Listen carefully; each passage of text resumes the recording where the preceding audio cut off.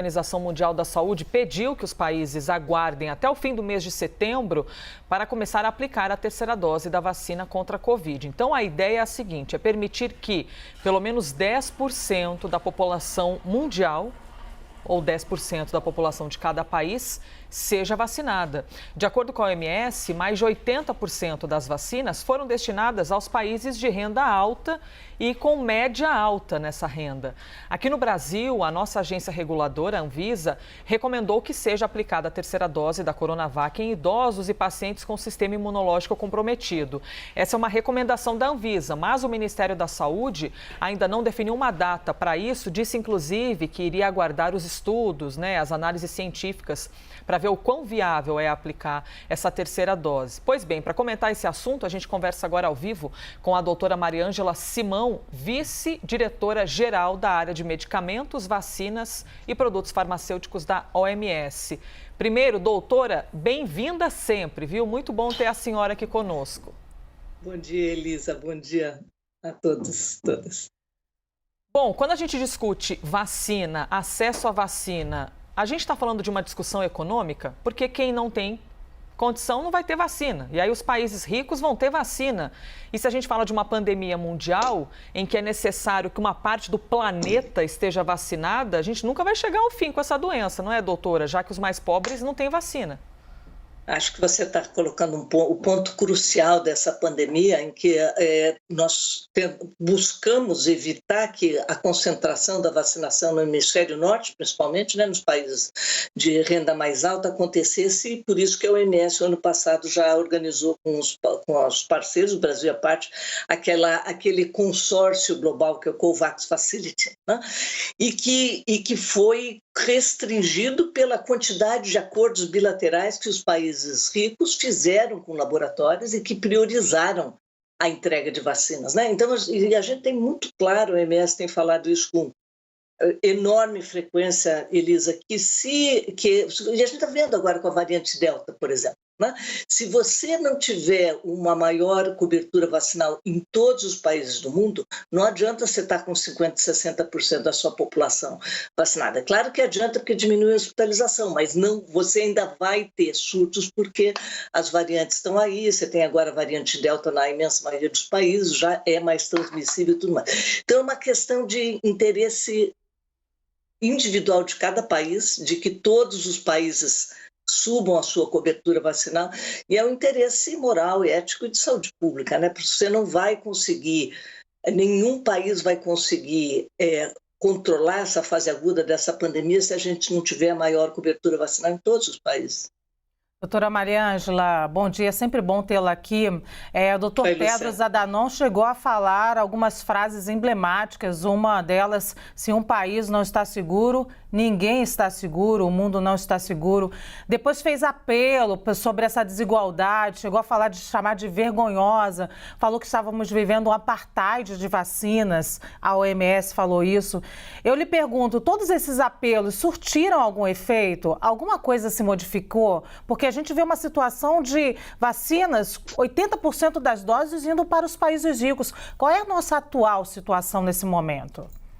Veja, Luciana, algumas coisas têm melhorado porque tem tido uma maior doação de doses. Nesses países que contrataram grande quantidade da produção global, Você sabe que 4,7 bilhões de pessoas já tomaram vacina no mundo, Pelo menos uma dose. Então, já teve uma resposta no sentido, por exemplo, os Estados Unidos está fazendo uma doação bastante expressiva por meio do mecanismo COVAX. Os países europeus, individualmente, são doações menores, porque são países menores, também estão fazendo doações. Então, teve uma resposta parcial a isso. Por outro lado, a gente vê que essa movimentação pela terceira dose, pela dose de reforço, por exemplo, ela é capitaneada também por algum dos produtores de vacina, E só o fato de você começar a colocar em questão a necessidade de uma terceira dose, a OMS estima que seria necessário nos países, principalmente os países de alta renda, que já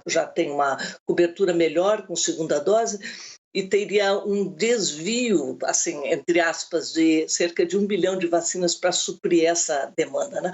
E um colega meu, o Dr. Mike Ryan, que é o diretor da área de emergência, ele colocou muito bem, algumas semanas atrás, na conferência de imprensa da OMS, que acontece semanalmente, ele falou que seria o equivalente, começar a fazer o reforço agora, seria o equivalente de você dar um segundo colete salva-vidas para quem já tem um. Enquanto você tem lá fora um monte de gente que não tem colete salva-vida nenhum, né? Então, sabe, acho que esse é um ponto super importante. As coisas melhoraram em termos de países ricos sendo mais solidários, em termos de doações, mas não melhoraram no provimento ou na priorização por alguma parte da indústria farmacêutica para prover as doses para os países em desenvolvimento. Eu vou dizer assim, por exemplo, a Johnson & Johnson, que está no Brasil, agora a vacina, a Janssen, ela está priorizando, por exemplo, ela está fazendo a fase final do envasamento da vacina numa companhia na África do Sul, e ela doou um pouquinho para a África, doou um pouco para a África do Sul e está mandando o resto para a Europa, não está trazendo essas doses para a COVAX Facility, para esse mecanismo global. Então, essa questão é extremamente desigual e continua sendo, como o doutor Tedros falou, melhorou um pouco por conta da doação dos países ricos, mas ainda há uma necessidade que a indústria farmacêutica se empenha em garantir que as vacinas não atinjam apenas os mercados que podem pagar mais, né? Mas que elas venham pelo mecanismo global para atingir todos os países no mundo. Doutora, nós temos recebido notícia, por exemplo, aqui no Brasil, de que no Rio de Janeiro e em São Paulo, idosos que tomaram as 2 doses das vacinas lá no começo do PNI, entre janeiro e março, né? Alguns deles estão voltando para hospitais, desenvolvendo formas mais graves das doenças, porque passado um determinado período, a imunidade provocada pelas vacinas começa a cair. Por isso é que é recomendada a 3ª dose em alguns casos, né? Acho que a senhora até chegou a ouvir agora há pouquinho, eu estava lendo um trechinho da entrevista que o Dr. Júlio Croda, da Fiocruz, deu para a Folha de São Paulo hoje, dizendo que a 3ª dose para os idosos é para ontem. Então, vamos imaginar aqui o exemplo nosso aqui no Brasil.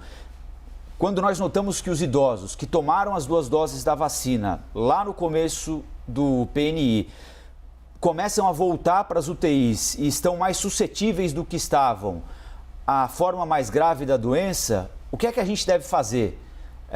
Aplicar a 3ª dose neles agora ou não?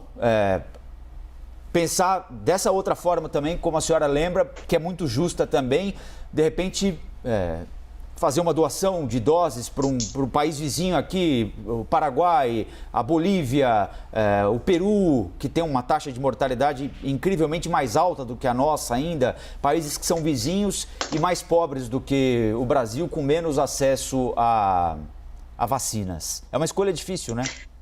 Não é fácil, Colombo, mas eu acho que é muito importante ressaltar que sempre se esperou que uma pequena parcela de pessoas, porque nenhuma vacina é 100%, né, na proteção, né?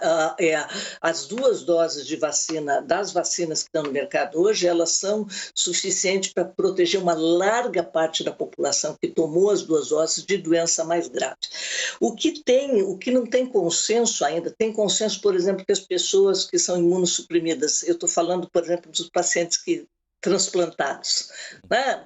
A pessoa que toma um imunossupressor para o resto da vida, como os pacientes que receberam transplante, já tem evidência científica que eles se beneficiarão de uma 3ª dose, né? Dia 13 de agosto, quer dizer, já fazem 2 semanas, a OMS, 10 dias, a OMS fez uma grande reunião de experts só para discutir o reforço de vacina, né? E assim, o consenso continua sendo de que, por um lado, você ainda não tem a evidência de que ela é necessária em todos os grupos etários, né?